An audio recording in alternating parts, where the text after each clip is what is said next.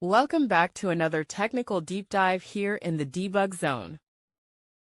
Today we're tackling a big question and breaking it down with insights from other users. Hopefully this clears up some misconceptions and helps you get the answer you need. So buckle up, stay a little curious, and let's jump right in.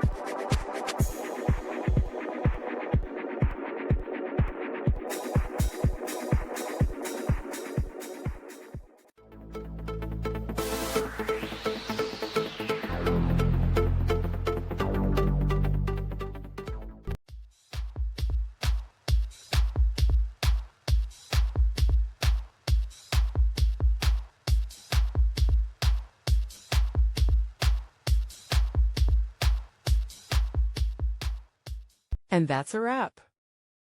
I hope you found the answer you were looking for. If you did, take a second to hit that subscribe button. It really helps out. And let me know in the comments which solution worked best for you. See you next time in the debug zone.